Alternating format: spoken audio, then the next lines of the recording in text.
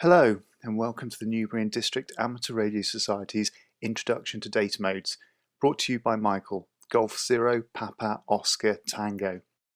This isn't intended to be a detailed primer on using datamodes, but rather it's a basic introduction to some of the more popular datamodes used in amateur radio communications for the newcomer to get a feel of what's possible. I'll run you through an example of the software for using datamodes and walk you through a couple of contacts with other radio amateur stations so you can see what it's all about. So let's get started. There are probably a dozen or more data modes in regular use on amateur bands, and each one has many applications available for it, most of them developed by radio amateurs and completely free. For these short video examples, I'm going to be using Ham Radio Deluxe, as it's a good package of different data mode applications with built-in logging of contacts. So let's take a tour around the basic Ham Radio Deluxe interface. Okay, so here we have the main screen for the data mode part of Ham Radio Deluxe, and this is called Digital Master 780. To communicate using data modes, it's necessary to first connect your radio to the computer, headphone and speaker connections, and this is done via a special interface to help prevent interference between the computer and radio.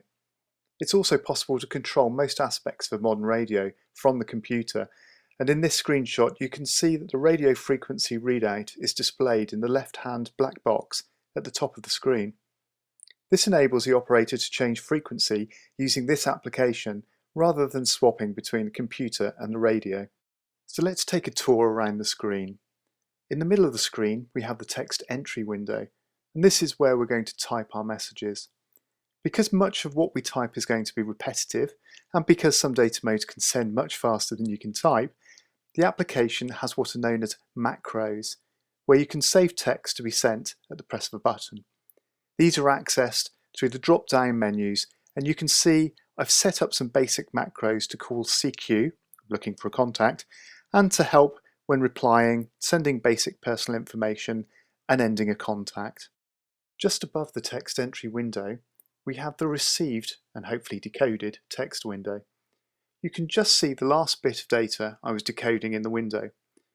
When you enter the text in the text entry window and press send, you also see your own text displayed in this window, and this enables you to save the whole conversation if you wish. Signals you're going to be receiving and decoding are displayed graphically in what is called a waterfall at the bottom of the screen. You'll see how intuitive it is to select a data stream and to decode it in the coming video examples. Finally, to complete the tour for today, let me highlight the log entry window. This window has two purposes. It enables you to capture the contact information, which it can write to your log, but it can also use each entry when using the macros. Remember, I said we can save text here to save having to type everything from scratch? Well, these macros can also read data from the log entry window, which means, for example, I can enter the call sign of a station in the log once and then use the macros to send this information at the start and end of every communication. So let's just see this in action before we go ahead with a live contact. Okay, so here we can see our familiar screen, and now you'll understand why the graphical audio representation at the bottom of the screen is called a waterfall. It's even blue. In the Receive Text window, you'll see grey bands scrolling from left to right, and this is simply the data mode selected. So I'm going to type some text in the text input box and hit the send key. You'll see two things happen. Firstly, my text is appearing in the Receive Text window, and secondly, you'll see my sent signal in the waterfall at the bottom of the screen.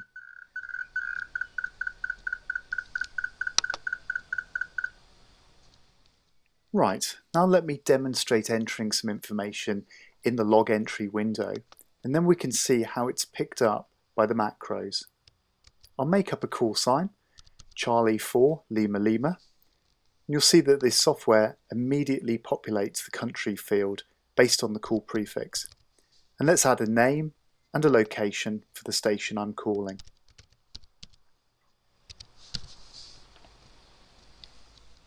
Now I can select my macros drop-down, and if I hover over the Him from Me macro, you'll see in the pop-up window it's put the call sign in the text ready to send.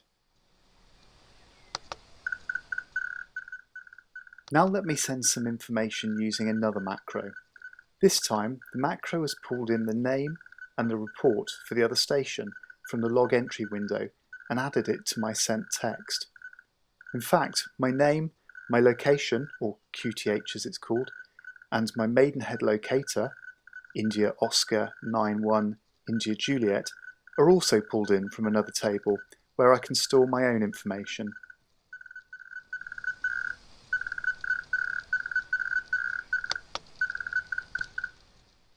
Okay, so now we're familiar with the basic interface, let's go and explore some data modes and make a few contacts. The first mode we're going to look at is by far one of the most popular, PSK31, or if you prefer, phase shift keying using a baud rate of 31.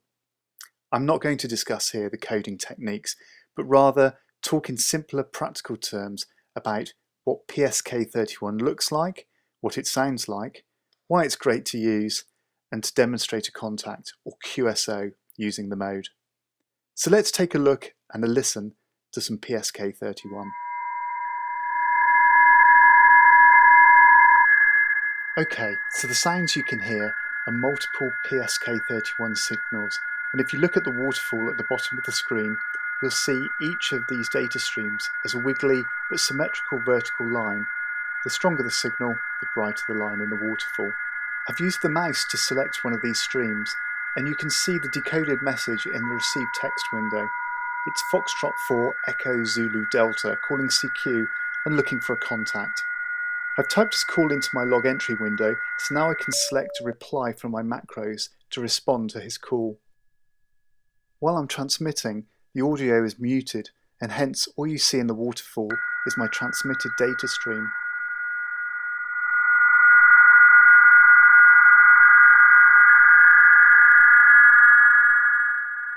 Foxtrot 4 Echo Zulu Delta responds, and you see the incoming decoded text appear in the Receive Text window.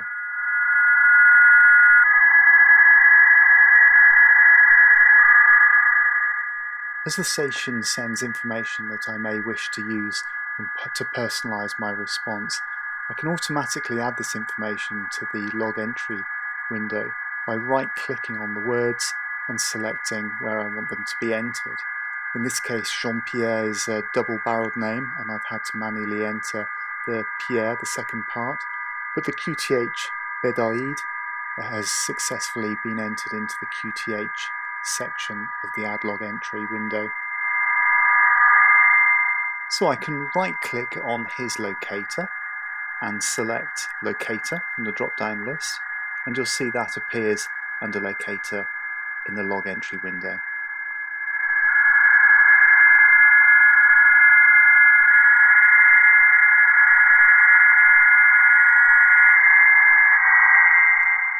So now it's my opportunity to respond, so I'm going to use one of my information macros to save me typing everything in from scratch. However, I can still edit this while it's being sent. You can see it being sent in the top window and the text to be sent in the bottom window. So I'm going to modify this to personalize the communication. So although I can use a macro to form basic QSOs or contacts, I can edit each of these to personalize the communication to the contact in hand.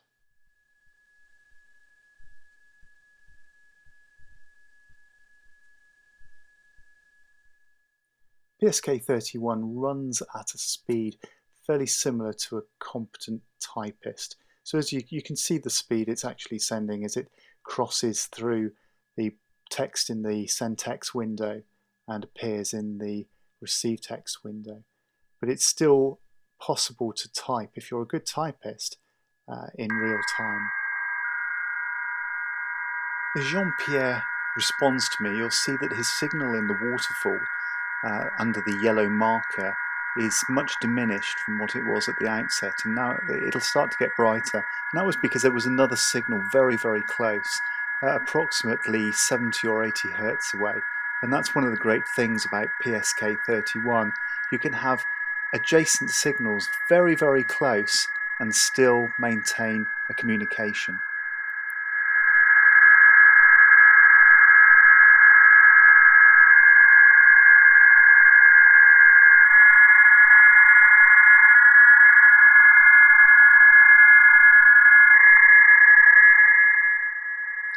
So while Jean-Pierre's typing and sending his information, I can take my time to not only read what he's sending, but to select, choose what macros I want to use, or to type everything from scratch. But this is an ideal opportunity to start preparing my response in advance of him finishing, and that means I can respond immediately. So I'm reading what Jean-Pierre has sent, and I can see that he's using an IC7 4000 with 40 watts. So I'm going to customize my response to report how well his 40 watts is doing, what a great signal he has.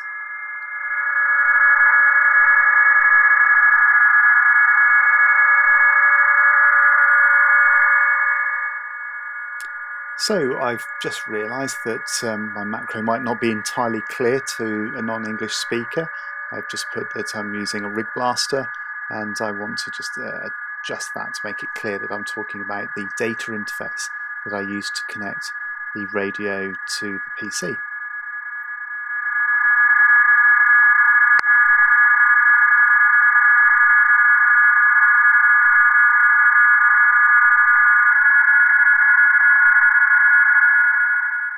I can tell by the content of the message that's being sent that there probably isn't going to be an awful lot more information. So at the moment I've got B to you, back to you, and I can see now that we're probably not going to exchange very much more information. So I'm going to edit this now just to say thank you very much, pass it back to you just for a final. So that's really just wrapping up the conversation, and we're going to send 73s, which means all the best.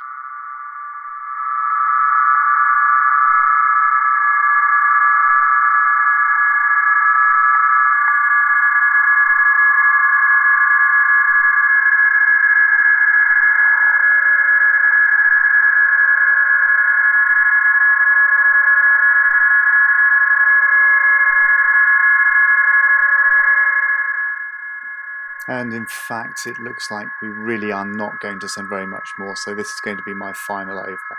So just edit this again now, just to say, okay my friend, 73s and good luck, and then that will be my final over. What I forget to do here is to terminate the contact with SK.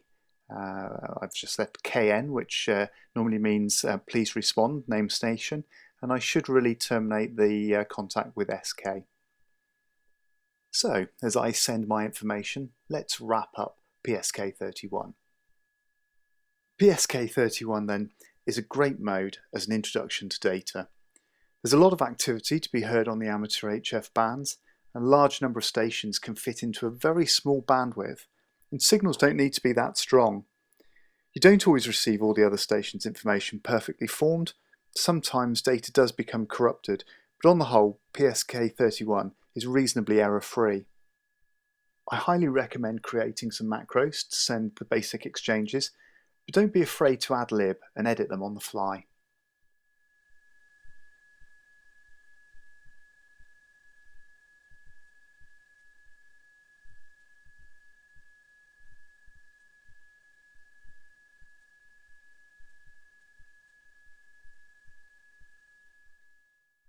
So as my exchange completes, I hope you found that a useful introduction to one of the most popular data modes. Next, we're going to look at one of the oldest, if not the oldest, data mode, radio teletype. So let's leave Jean-Pierre calling CQ and change to a new mode.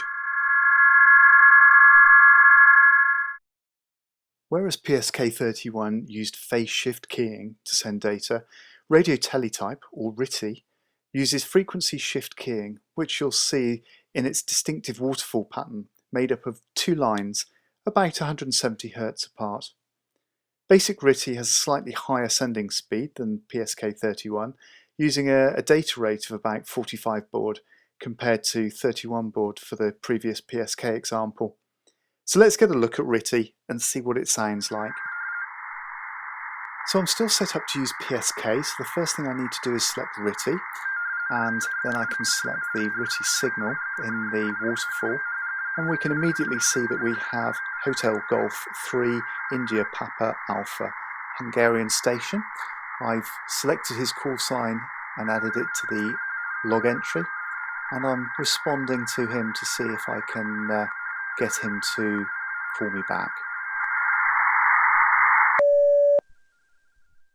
You'll note that he sent his call sign at least 3 times per line, and I'm going to send my call sign a couple of times. And RTTY is not as reliable, the data quality isn't as good as PSK, and it does pay to send your information several times.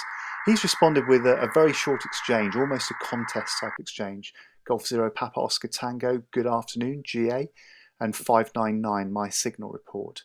So I'm immediately responding using my macros to try and speed things up.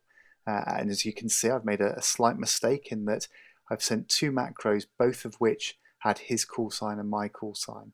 So they're concatenated together in the first line, but it's clear enough what I mean. And now I'm sending his report, which is already entered into the add log entry. Because I haven't entered his name, my macro has substituted what would be his name with OM, which means old man. And it's just a typical way of addressing another radio amateur. You'll notice under the info I've sent my QRZ.com link, and actually I've just entered that as a standard www.qrz.com piece of text, and the application has turned that into a hot link. So if I'd received that, I could select that now and immediately jump to the other station's webpage. Now at the conclusion of this over, I've realised that I haven't got a macro with the wording that I want. So I'm having to actually type as quickly as I can to try and keep up with the RTTY sending speed. I made a couple of typo errors, but nothing serious.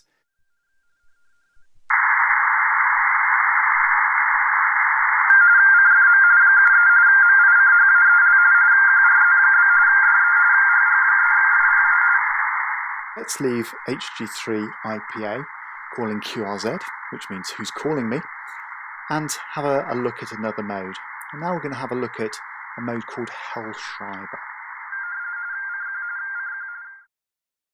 Hellscriber isn't a fantastically popular mode, but I've included it as an example of a slightly different approach to sending data. Hellscriber was a facsimile-based teleprinter, essentially what we would today call a fax, but this was developed in the 1920s. Hellscriber was named after its inventor, Rudolf Hell, and literally translates as light or bright writer. Feldhell, or field hell, sends at quite a slow rate, only about 35 words per minute, but unlike many other data modes, it has a very low duty cycle, which means it spends more time not transmitting than it does actually transmitting, and this is excellent if you're using it in a portable station in the field. So let's take a peek at the distinctive look and sound of Hell. Hellscriber is sometimes easier to hear than it is to see on the waterfall, and as we start I think I've heard a signal, so I'm calling QRZ, who's calling me? And I finish that up with PSEK, which is abbreviation of please respond.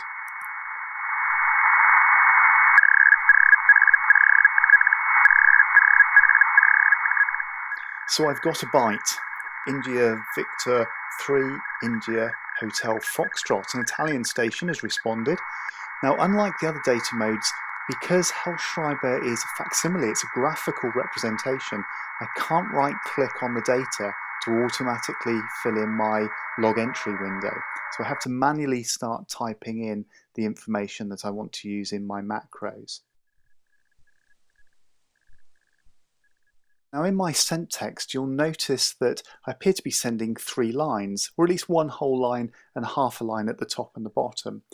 And the reason for this is because certainly in the old mechanical machines, if the 2 systems weren't synchronized, you could get a skewing of the text where it started to be sent diagonally. And you can kind of see that with the information that's been sent by the Italian station. His text scrolls upwards from the bottom left to the top right. But because of this multi-line effect, you always have the whole character shown somewhere on the line. So I select my final macro, which is BTU, back to you, because I haven't entered the station's name. it's just put OM for old man. So back to you, old man. India Victor 3, India Hotel Foxtrot, from Golf Zero Papa Oscar Tango, and a K asking him to respond.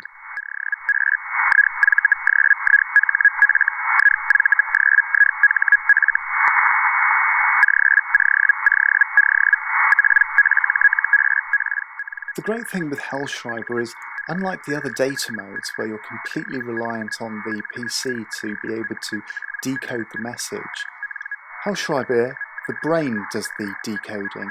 It's up to you to be able to read and interpret what you see. And so as the signal degrades and improves, you will see briefly here with dark bands and some of the text is not as clear. And it allows the brain to try and interpret what is being written. And the brain tends to be far more effective at doing that, certainly in poor signal conditions, than the PC is.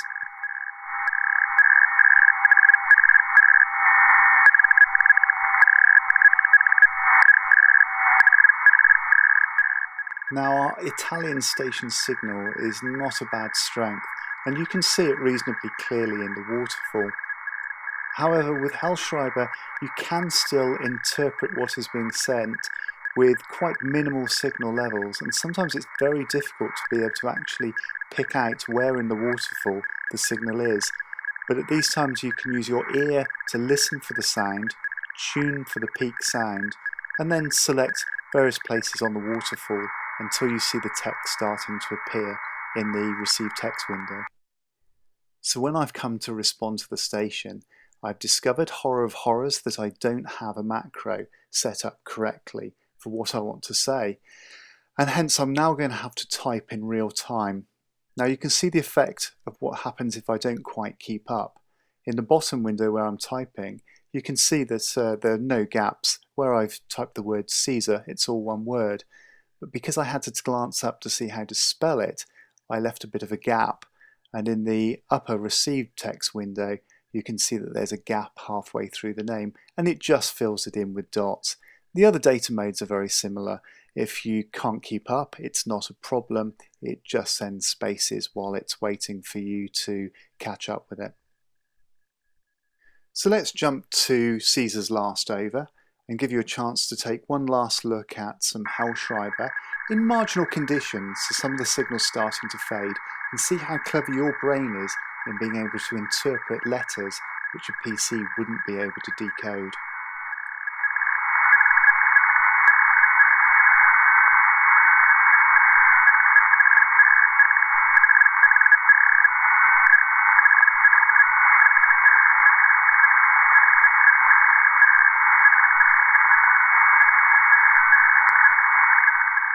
Okay, so that's been an example of Hellscriber. As you can see, it's very different to the other data modes, looking more like a fax on a ticker tape, but it has that wonderful advantage of using your brain to perform the decoding and interpretation, which means you can use it in noisy radio environments or where there's broadband interference. It's a fun mode, and whilst not heard as much as PSK31 or RTTY, it still has a hardcore of fans who will love to welcome you to the mode.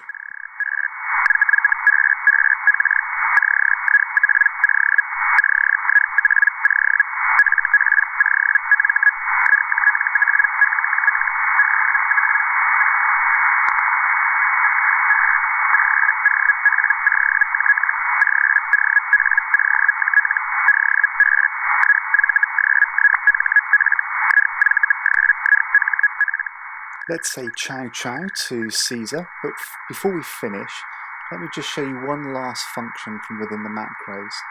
In the send text window at the bottom, you'll notice that it says add log in brackets, and this is immediately going to add the QSO to the log. The next in brackets text is QSO mode, and that's going to be replaced with the mode we're using, which is Hellscriber. And finally QSO mode count, which is going to look in my log to see how many Hellscriber QSOs I've had on this band. And hence it automatically populates my sent text with the information.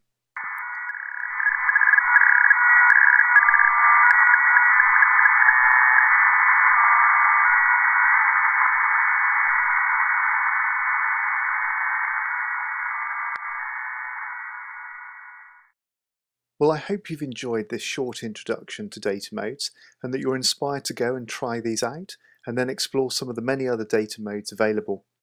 If you'd like to know more about these modes, there's a wealth of information on the internet and some useful Yahoo groups where you can get help and advice. So let me say 73s from Golf Zero, Papa, Oscar, Tango, and the Newbury and District Amateur Radio Society.